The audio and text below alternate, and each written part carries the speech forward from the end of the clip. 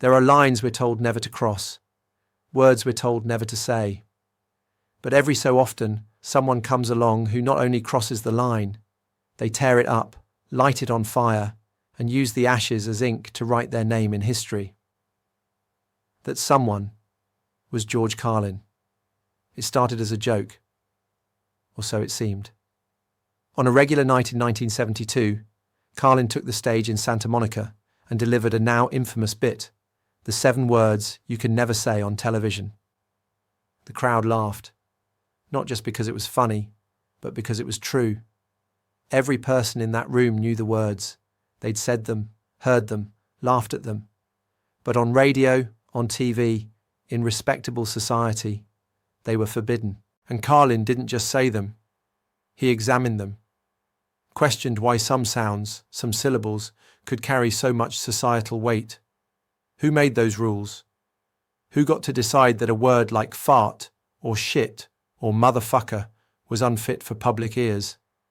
He joked, "There are no bad words, bad thoughts, bad intentions, and words."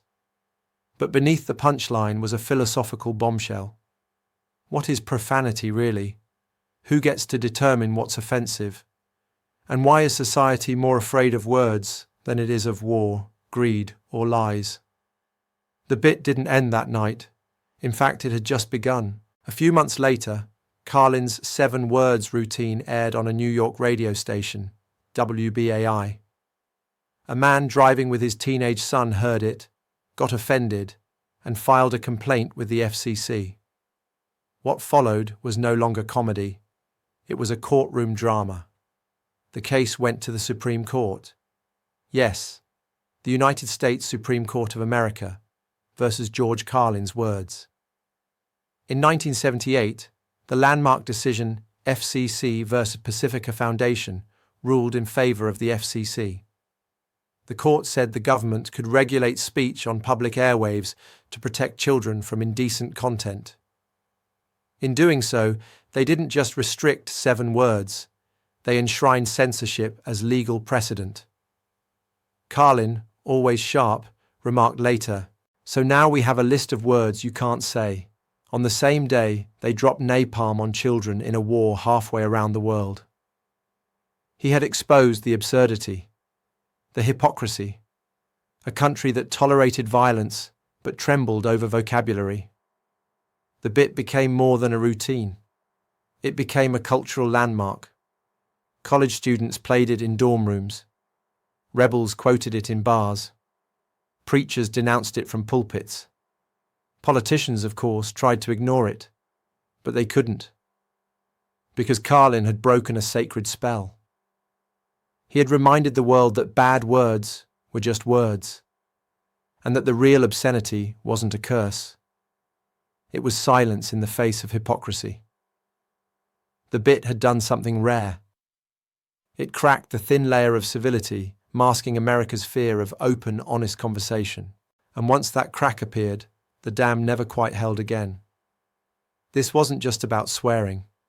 George Carlin wasn't out there slinging shock value for a laugh.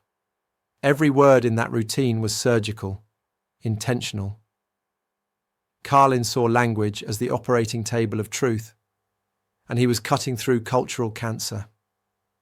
His work from that point forward shifted. The long-haired hippie wasn't just a counterculture act anymore. He was a linguistic dissident, a performer who deconstructed the very tool humanity uses to create meaning, language. Words became his battleground. He called out euphemisms, shell shock, turning into post-traumatic stress disorder as a way to dull the pain and avoid responsibility. He dissected political jargon, pointing out how governments say collateral damage instead of dead children. He exposed how society hides behind polite words to mask horrific realities, and how our fear of certain syllables keeps us from confronting deeper truths. But genius has a cost.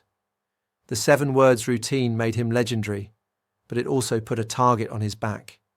He was under government watch, banned from networks. Talk shows were afraid to book him. Sponsors didn't want the controversy. There were financial hits, venues cancelled, TV deals died. But more than that, there was emotional isolation. Carlin wasn't just fighting the FCC, he was wrestling demons. His relationship with his wife, Brenda, strained. His drug use escalated. Cocaine became both a fuel and a leash. He said later, "I was high all the time. It made me feel invincible, until it didn't." Fame gave him a stage, but rebellion gave him truth, and truth often comes with loneliness.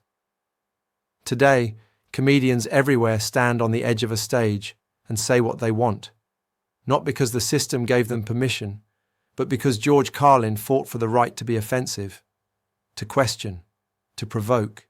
His 7 words routine didn't just challenge the censors, it exposed them. It forced a national conversation about the First Amendment, morality, and whether words have power in themselves or only the power we give them. You can't watch a Carlin special today and not feel the shockwaves. You hear it in Dave Chappelle's boundary-pushing monologues, in Bill Hicks's righteous anger, in Hannah Gadsby's truth-telling, in every late-night punchline that goes too far. That freedom. Carlin paid for it, with his career, his health, his peace of mind. But he gave comedians, and the culture, permission to be honest. George Carlin had burned the house down, but in the ashes of controversy and courtrooms, a new challenge emerged. Himself. The next chapter isn't about fame or legal battles, it's about collapse, addiction, loss, and a comeback so raw, it made everything before it seem like a warm-up.